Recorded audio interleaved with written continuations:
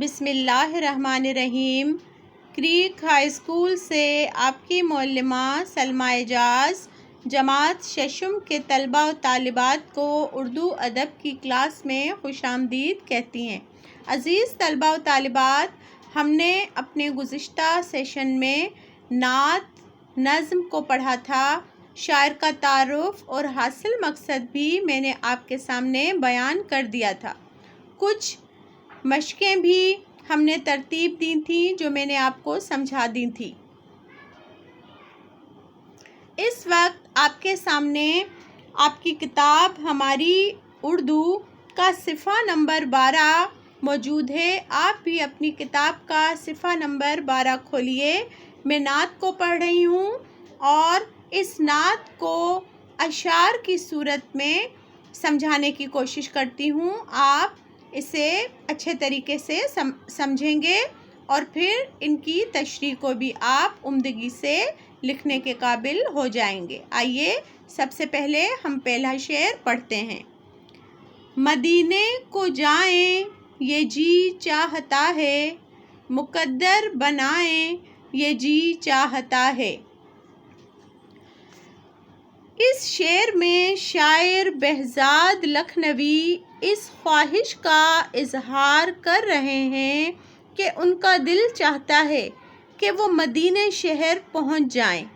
وہاں پہنچ کر وہ اپنی قسمت اور مقدر کو بدلنا چاہتے ہیں۔ شاعر کی والہانہ عقیدت و محبت اس شعر سے عیاں ہے۔ ان کے خیال میں جو بھی وہاں مدینہ پہنچ جاتا ہے اس کا نصیب اور مقدر بہت بلند ہو جاتا ہے، کیونکہ مدینہ جانا بڑی خوش نصیبی کی بات ہے۔ مدینہ کے آقا دو عالم کے مولا، تیرے پاس آئیں یہ جی چاہتا ہے۔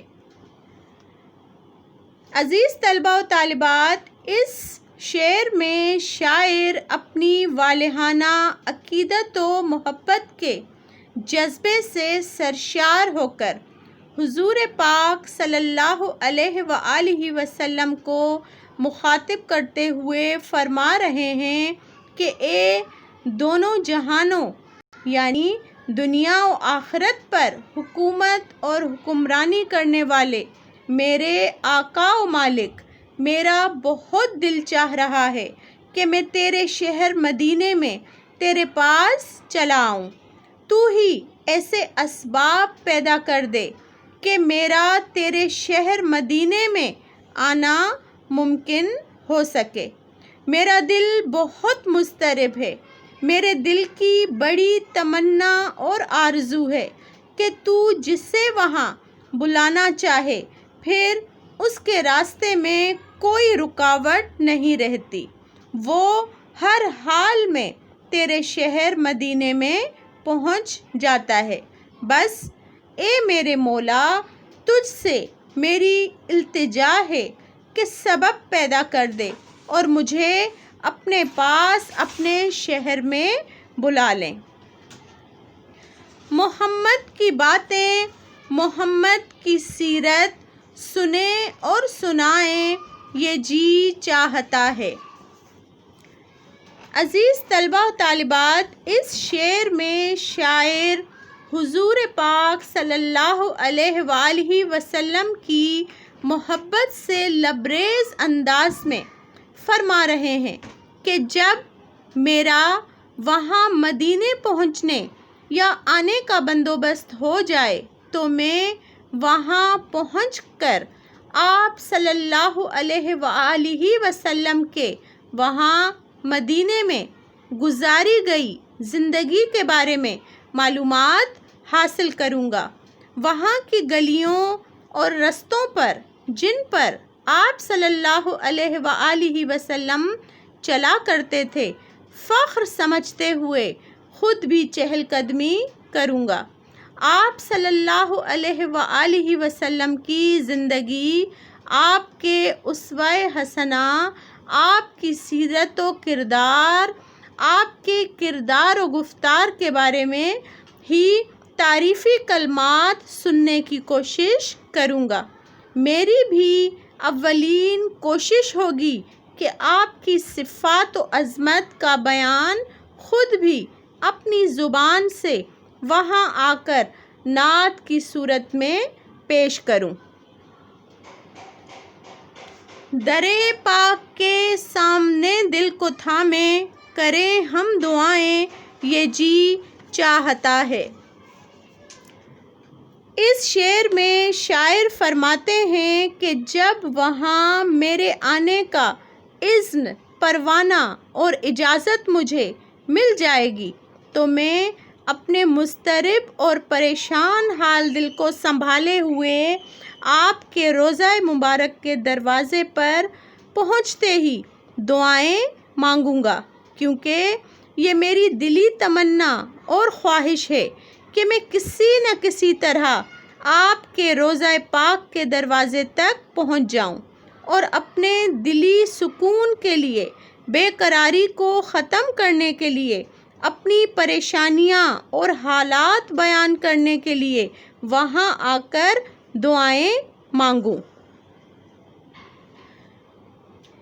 پہنچ جائیں بہزاد جب ہم مدینے، تو خود کو نہ پائیں یہ جی چاہتا ہے۔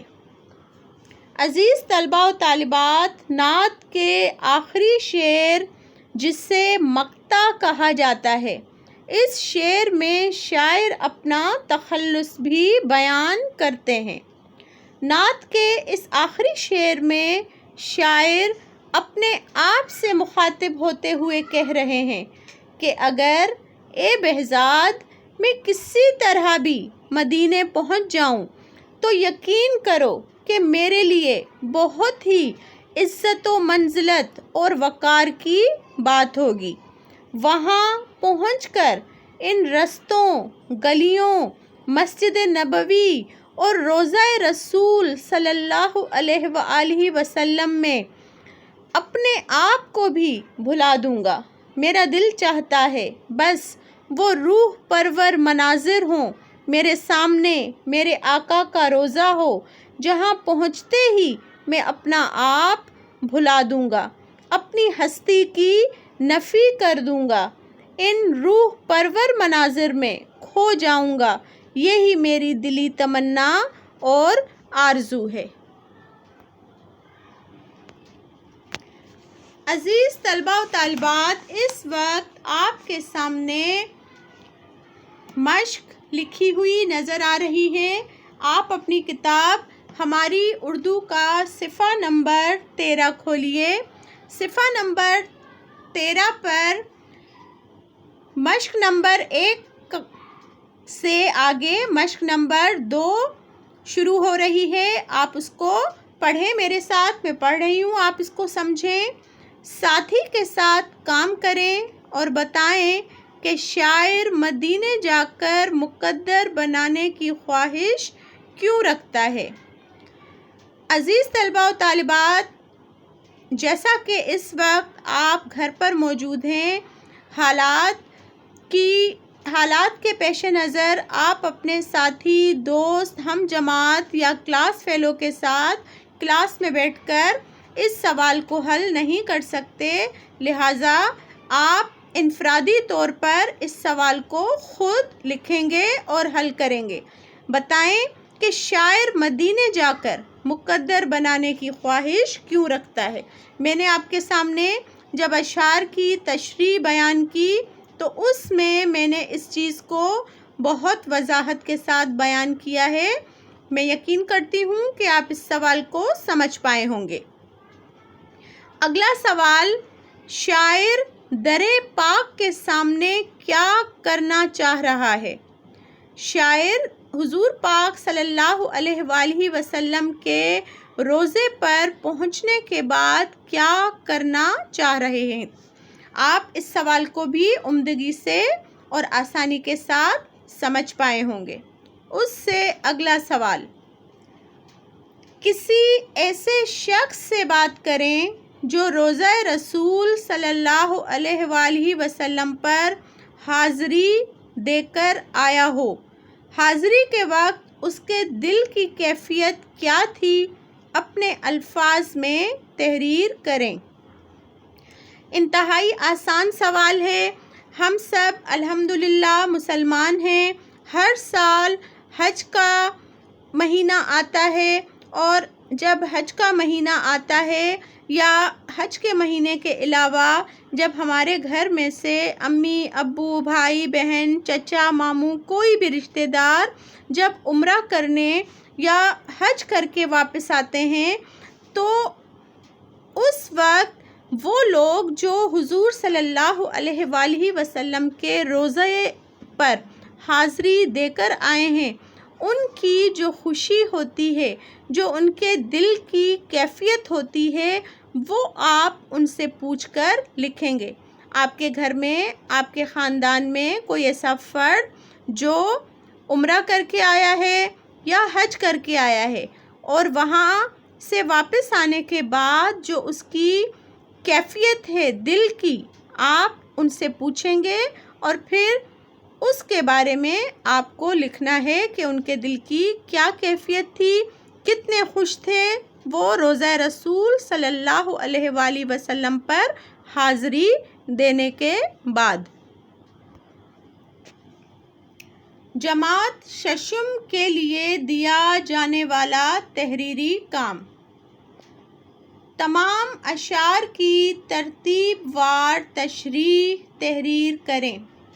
ہم نے اس نعت میں 5 اشعار پڑھے۔ آپ ترتیب وار تمام اشعار کو لکھیں گے، اور پھر ہر شعر کی آپ الگ سے تشریح بیان کریں گے۔ تشریح لکھنے سے پہلے آپ حوالہ بھی ضرور تحریر کیجیے گا۔ نعت کا مرکزی خیال تحریر کریں۔ ہم نے پوری نعت میں جو چیز پڑھی، شاعر نے جو بات آپ تک پہنچائی، وہ آپ کو سمجھ میں آ گیا ہوگا۔ آپ اس نعت کا عمدگی سے مطالعہ کرنے کے بعد اس کا مرکزی خیال تحریر کریں گے۔ صفحہ نمبر 13 پر موجود سوال نمبر 2، 3، 4 کو اردو ادب کی کاپی میں مکمل کریں۔ آپ نے ابھی سوال نمبر 2، 3، 4 کو سمجھا۔ ان سوالوں کو آپ اردو ادب کی کاپی میں لکھ کر ان کے جوابات مکمل کریں گے۔ میں امید کرتی ہوں تمام طلباء و طالبات نعت کو اچھے طریقے سے سمجھ پائے ہوں گے۔ نعت کی تشریح، حوالہ اور مرکزی خیال بھی آپ اچھے طریقے سے تحریر کرنے کے قابل ہو جائیں گے۔ جو مشق یہاں پر آپ کو دی گئی ہیں سوالات کی صورت میں، اسے بھی آپ عمدگی اور احسن طریقے سے صفائی کے ساتھ مکمل کرنے کی کوشش کریں گے۔